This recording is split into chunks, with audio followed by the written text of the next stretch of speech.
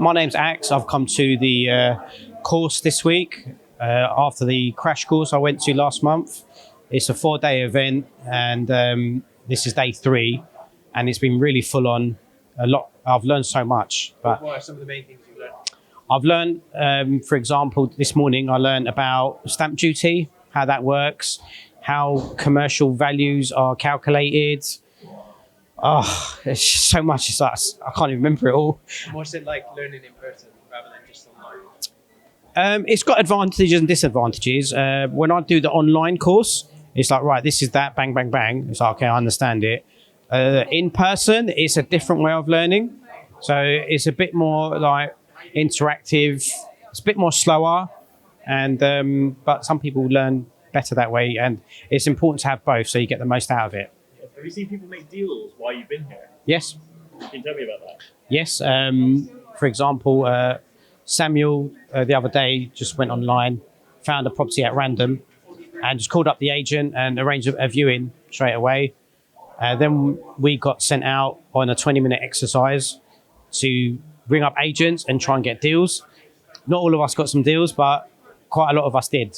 I think about 20 people out of 200 or so got deals. And did that kind of... Well, leads. I say leads, Sure, yeah. not deals. Quite eye-opening for you to see how quick and easy things are. Yeah, because people are scared to do things that they've never done before. But I find if you just know how to talk to people, you're already there. You can, I wouldn't say bluff your way, but you can smooth talk your way out of things. And the other exciting thing, which we done last night, was the walking on the broken glass. And that was all to do with the power of the mind and overcoming your fears.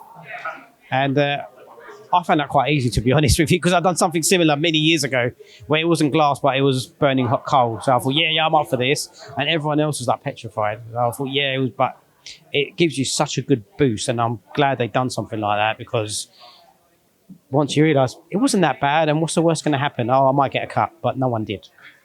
Okay, well, that's that. So it's been really good. And would you recommend something like this to someone? Yes, I think, obviously people are struggling for money, but there's ways around that. And I think if you don't do anything and you just sit on it, then you're doing yourself injustice, because we're at a time in our lives now where there's so much possibilities, there's so much information available. You've got access to all these mentors who are millionaires themselves and can do it.